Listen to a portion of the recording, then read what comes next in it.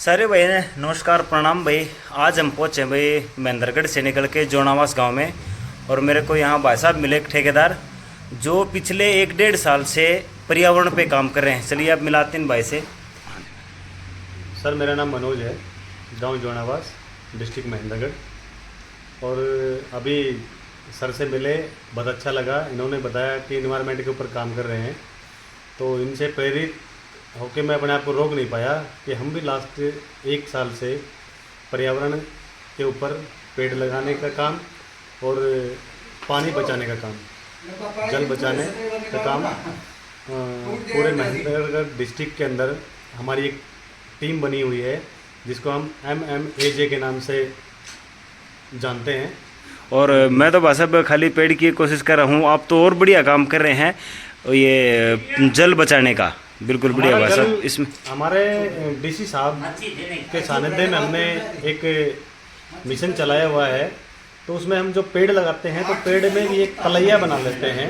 लगभग 6x6 का 5x5 का एक तलैया बना के उसमें पेड़ लगाते हैं ताकि उसमें जल भी भरे, बरसात का पानी आके, और वो पेड़ भी हरा भरा रहे और जल का स्तर भी हमारे यहाँ पे कम होने की वजह से हम ये मिशन चला रहे हैं ताकि हमारा जल का स्तर भी ऊपर आए। अच्छा, आपने एक और बात बताया था भाई साहब, जो ऊपर बारिश भी बताते हैं कि पिछली बार जैसलमेर साइड में या आपके साइड में भी देख रहा हूँ मैं 4-5 दिन से कंटिन्यू बारिश हो रही है, पर वो पानी सूख नहीं रहा और नीचे नहीं जा रहा। क्या कारण भाई साहब आपने बताया उसका कारण है, देखो जहाँ तक मैंने सुना था, ये पत्रकार या मीडिया के माध्यम से उन चीज़ों के बारे में पता लगा था कि जमीन के अंदर कोई परत, जिप्सम की परत बताते हैं, उस परत की वजह से नहीं सोख पाती वो चीज़ पानी।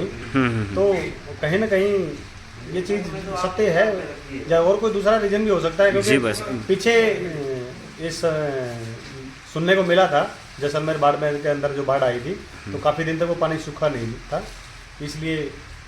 हाँ बिल्कुल भाई साहब। और पीछे भी मैंने सुना था जहाँ कैथल साइड थे वहाँ पे कितना ज़्यादा केमिकल और ये जो यूरिया खाद और ये इस तरह के डालते हैं, इसकी वजह से भी पानी नहीं सूख रहा भाई साहब। ये भी क्या बिल्कुल कारण है? नमकीन पानी जैसे हो जाता है, बताते हैं भाई कालर पानी जिसको बोलते हैं। वो जो कालर पानी जहाँ जहाँ भी आप अपने आप भी बुद्धिजीवी हैं, सब भाई जानते हैं इन चीज़ों को, तो वहाँ का पानी का स्तर भी देख लो, और वहाँ पे पानी रिसाइकलिंग जो अंदर जाता है वो भी नहीं हो पाता है, वो रुक जाता है। वहाँ पानी का जो ठहराव होता है वो लगातार बढ़ता ही चला जाता है, नीचे नहीं जा पाता। जी बस। अच्छा भाई साहब, अब तक आपने कितने पेड़ लगा चुके हो? मैंने पिछली बरसात में 2022 की बरसात में मेरे पूरे गांव के जोहड़ जो बनी जिनको बोलते हैं, उनके अंदर हमने पूरी टीम में मिलके, मेरे साथियों ने 1200 पेड़ पिछली बार लगाए थे हमने। और इस सीजन में 1 महीने पहले ही बरसात जब शुरू हुई थी, जो चक्रवात की बरसात हुई थी, उस समय ही हमने 200 पेड़ लगभग 10-10, 12-12 फुट के हम लगा चुके, और आज वो हरे भरे खड़े हैं। बिल्कुल। और एक और बात अभी सुनने को मिली थी बस अब कि आपने गवर्नमेंट के साथ मिलकर पता नहीं कितने लाख के करीबन पेड़ लगाए हैं। अभी पर्यावरण दिवस के ऊपर जो हमारे टीम, मैंने बताया जैसे आपको, MMAJ टीम जो हमारी है डिस्ट्रिक्ट महेंद्रगढ़ में, वो लगभग 104 गाँव पड़ते हैं। सॉरी, 104 गांव तो विधानसभा महेंद्रगढ़ में पड़ते हैं, डिस्ट्रिक्ट में तो 400-500 गांव हैं, 400-450। उनमें सब में ही ये टीम बनी हुई है, कार्यकर्ता सब में ही हैं। और विश्व पर्यावरण दिवस अभी जो लास्ट गया है अभी, इसमें पूरे जिले के अंदर हमने 5 लाख पेड़ एक ही दिन में लगाए।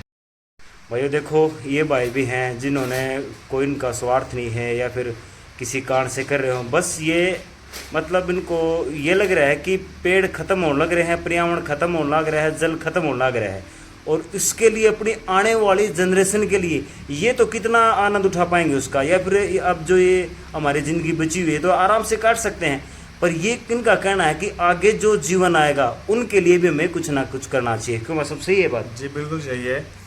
मैं एक छोटी सी वारदात अपने शेयर करना चाहूँगा। एक छोटी सी बात है जी बस, पर्यावरण के इन्वायरमेंट के ऊपर ही है कि कोरोना काल के अंदर एक महामारी विश्व में फैली थी कोरोना की, और कोरोना के अंदर मैं ज़्यादा बड़ी बात तो नहीं कहूँगा कि पूरे ब्रह्मांड में ही ऑक्सीजन की कमी पड़ गई थी। और ये कमी क्यों पड़ी थी? क्योंकि हमने कहीं ना कहीं इन पेड़ों को काट काट के उसकी जो कमी कर दी है। और मेरा छोटा भाई इस कोरोना के मतलब वो कोरोना हो गया था उनको, तो इस बीमारी में वो भी चपेट में आ गए थे, और हमें भी मतलब इन चीज़ों की बड़ी दिक्कत हुई थी जब ऑक्सीजन अवेलेबल नहीं हो पा रही थी। तो कहीं ना कहीं दिल में ये भी एक टीस सी थी कि भाई मैं ज़्यादा कुछ न करूं तो 10, 20, 200, 500 पेड़ तो लगवा ही सकता हूं किसी मतलब आपने टीम ये के माध्यम से। सोचा कि मेरे साथ जो घटना हुई है आगे वो किसी आगे के भविष्य भविष्य में किसी का साथ ना हमारी हो। पीढ़ी दर पीढ़ी आने वाली जो पीढ़ियां हैं उनको ये दिक्कत ना हो, इसलिए एक मिशन चलाया कि हर गांव के अंदर हर साल 200-500 पेड़ कम से कम लगाए जाएं, उनकी देखभाल की जाए और उनको मतलब पूरी तरह से मतलब उनका ये बात तो रखरखाव किया जाए। पूरी दुनिया ने पता है, पर आप तो बहुत बड़े महान इंसान हो कि आप ये चीज़ सीख के और ये चीज़ कर रहे हैं। बट इतने सारे लोग हैं जिन्होंने पता भी है और उनके साथ घटना भी घटी है और फिर भी पेड़ काट ही रहे हैं, लगा नहीं रहे। बस आप थोड़ा सा कोई मैसेज देना चाहोगे बस? भाई मैं तो सर के माध्यम से एक ही मैसेज देना चाहूँगा, जो भी भाई इस वीडियो को देखे सुने उन सभी भाइयों से हाथ जोड़ के मैं विनती करूँगा कि ज़्यादा कुछ न करें, अपने निजी स्वार्थ को छोड़ के किसी पेड़ को अगर हमें काटना है तो उस पेड़ को काटने से पहले कम से कम 1000 बार सोचे कि इसकी मुझे कितनी आवश्यकता है। फिर भी अगर उसको पेड़ को काटना है तो एक पेड़ काटे तो कम से कम उसके एवज में 5 पेड़ लगाए वो, और तभी काटे तब आवश्यकता हो कि भी मुझे तो लग नहीं रहा कितनी आवश्यकता होगी। मैं आपके माध्यम से यही कहना चाह रहा हूँ कि उस पेड़ को काटने की कितनी आवश्यकता आपको। जैसे कहीं मकान बनाया जा रहा है, मकान हमारा एरिया इतना है कि इसको पेड़ को काटना अनिवार्य है, अनिवार्य हो गया तो ही उस पेड़ को काटें और उस एक पेड़ की वजह से हमें कम से कम 5 पेड़ और लगाने चाहिए, उनका रखरखाव करना चाहिए। बिल्कुल, सभी भाइयों का धन्यवाद भाई। और मैं अंत में यही कहना चाहूँगा भाई, जितने ज़्यादा हो सके पेड़ लगाओ और अपने पर्यावरण को और पृथ्वी को और इस जीवन को बचाओ भाई। राम राम भाई, राम राम। और कुछ कहना चाहोगे सर?